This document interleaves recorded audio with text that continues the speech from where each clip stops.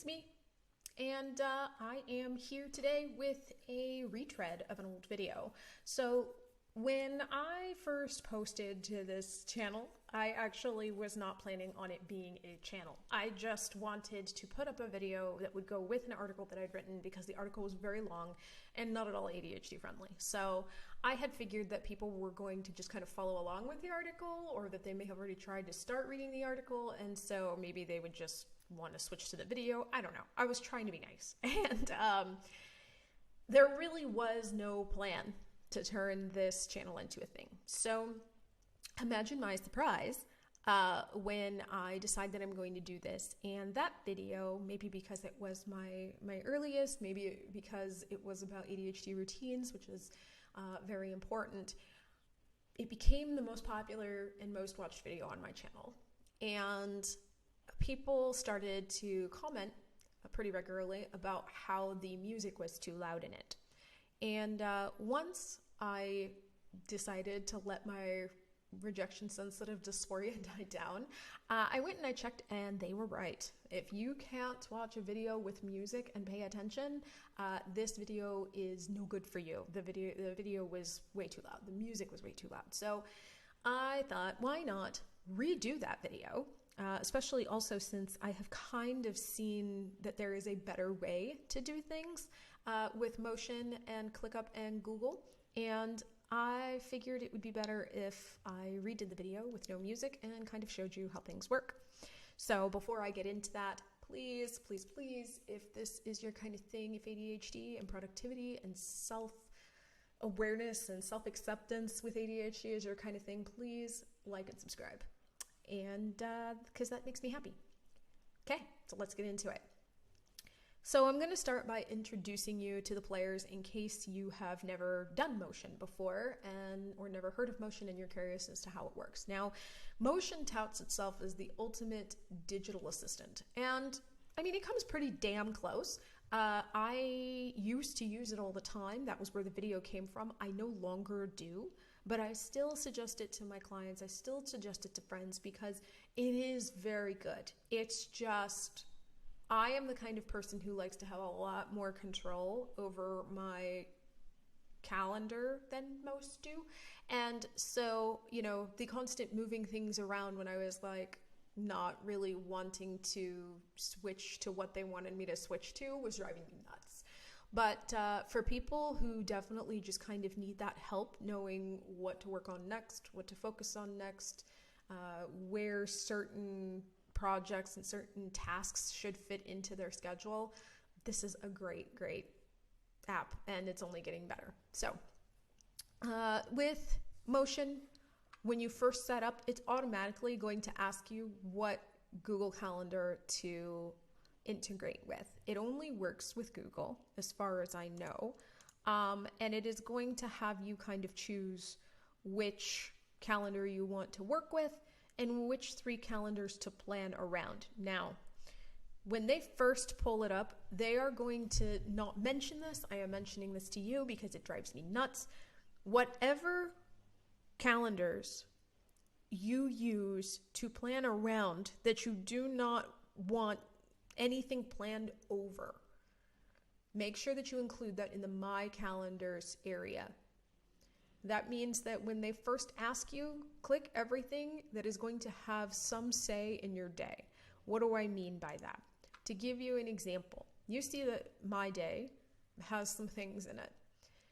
Initially, I forgot to click when I first set this up that my virtual co-working calendar was supposed to be in here and that my life calendar was supposed to be in here as calendars with non-negotiable events. So when I started scheduling things just to kind of get reacquainted with Motion, it was scheduling over my virtual co-working time, over my family time, and it was getting very frustrating. So when you are first setting this up, make sure that the calendars that you indicate are the calendars that are non-negotiable. That way it won't schedule over your stuff. So you're also going to have a schedule in here. So if you have a lot of meetings, you can totally and completely use this to help set up schedulers. I don't use it for that, but it does have a pretty decent scheduler to help it out so that, obviously, since it's in-app, it's going to make it so that anytime that you have a meeting, you can indicate whether those meetings are flexible or whether those are like hard set, and then it'll plan around those meetings for you when they come in, which can be very, very helpful. So you also have a projects and tasks area. I already put some play tasks in here. I'm probably going to actually remove those so that I can put them in real time and you can see how it works. But Motion overall is going to integrate with your Google Calendar to help you see what it is that you have left to do and what tasks you have set. Next, you're going to have Google Calendar. There isn't much to say about Google Calendar that you probably don't already know. The only thing that I am going to suggest here is that you make sure that you have your calendars split by work, by life, by whatever other things that you might need, and that when you are entering non-negotiable tasks or non-negotiable events, things that cannot be moved around, you come to Google Calendar and not to Motion. And the reason that I say that is for the same reason I mentioned earlier. If you don't do that, Motion's main point is to move things around for you when new stuff comes in or jumps off your schedule. So there's a chance that things that are hard and fast are not going to stay where they're supposed to stay. And you don't want that. So basically anything that cannot be moved around goes here into Google Calendar. Now, here's where the change comes. ClickUp. I used to suggest that ClickUp be put into this productivity ecosystem, this productivity circle, whatever you want to call it. And I have realized that with the new change in Motion for projects, it actually doesn't make much sense to have this in this rotation as active as it used to be. So essentially, if Motion is where you put your tasks for the day, if that is your central hub, if that is where you put things that are movable, and Google Calendar is where you put things that are not movable, ClickUp is where you are going to jot down important thoughts and important tasks that will need to be put in Motion, say the next day or the next time that you look at Motion. So this is what I mean by that. You say that you're starting a new day, say that you're me for some reason, and you're going to start the day looking at Motion first. And what you're going to do is you're going to just kind of take a look at what your day looks like first. And then you're going to move on over here and you're going to just start adding one-off tasks first. So you're going to say, okay, I have to write a marketing email can't spell. Marketing email, that's going to take me 30 minutes. It's high priority. I want it to be done on the 25th. It starts tomorrow because I am busy shooting a video. Make sure that you have one time or recurring set depending on when that's going to be done.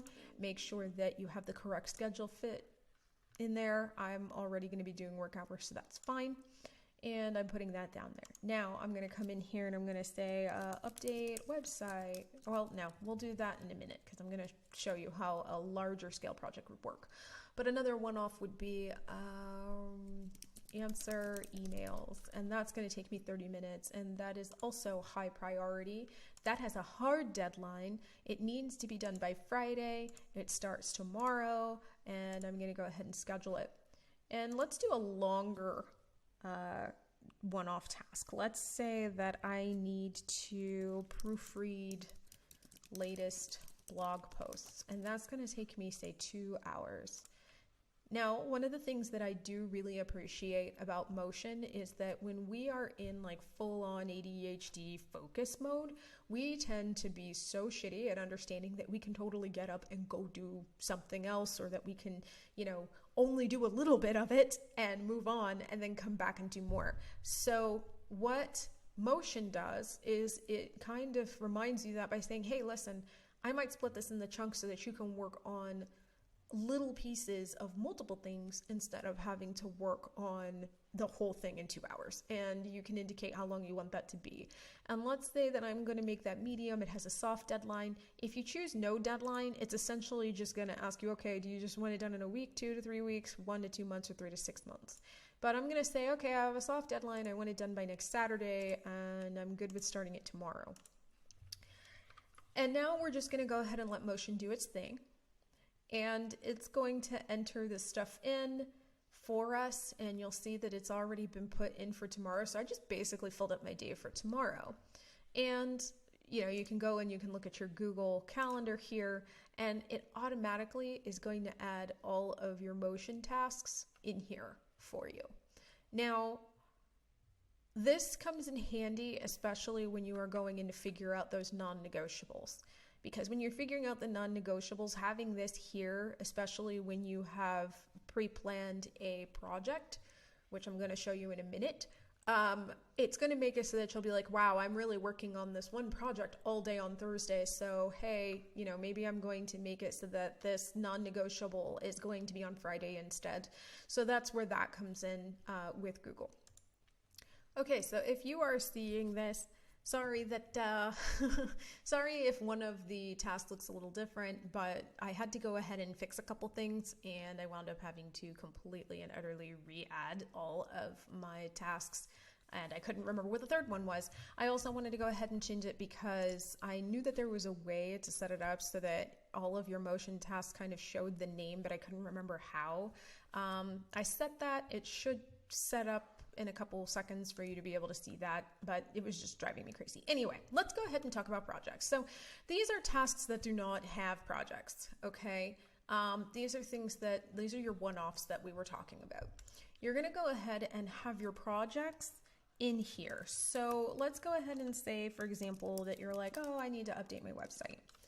Now, when you have this is a great time for you to cut all of those small tasks into bite-sized pieces and to think about how long they're going to take and how important they are. And this is not a step that you want to miss. I've talked about this when planning projects before, so definitely go ahead and do that. And I'm just going to do that for you real quick.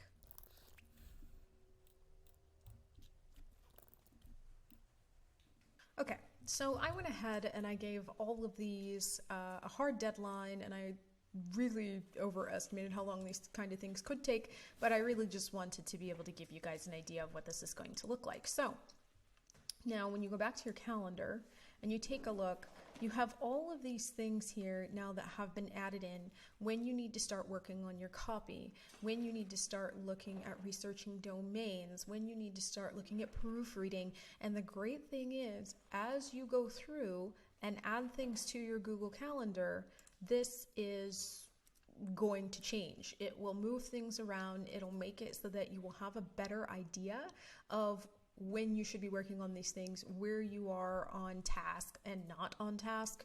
And yeah, it's going to be a great help in that way. And as you can see, it's going to fill in your Google Calendar so that you can figure things out. But fear not. If you're like, no, I totally and completely have to do something on Friday at 2, there is no way that I am going to be able to get out of it. All you have to do is say, you know, I don't know.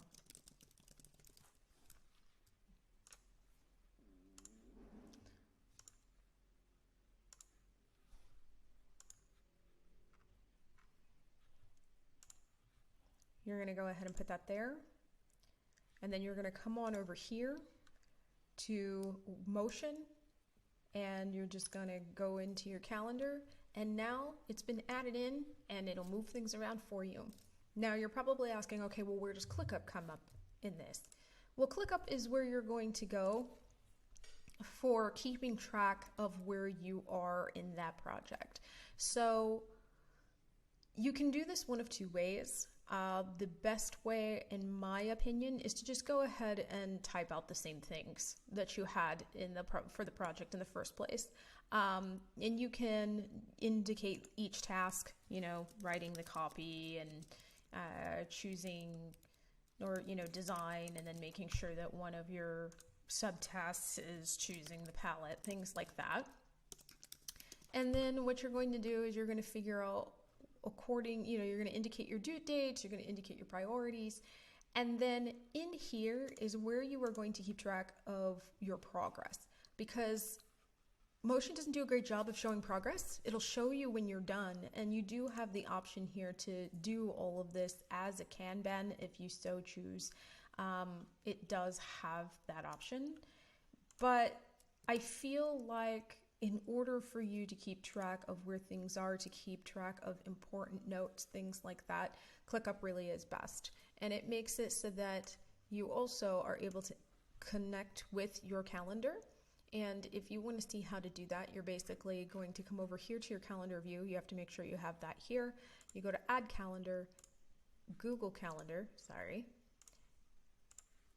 And you're going to just decide, when you say add account, what kind of sync you want. Now, I used to suggest that you do this one, which is a two-way sync, but it was filling my calendar with all of the tasks that I was putting here into ClickUp, and it was just too much to look at. So I generally suggest this because all it's going to do is feed your calendar into ClickUp so that you can see what you're working with.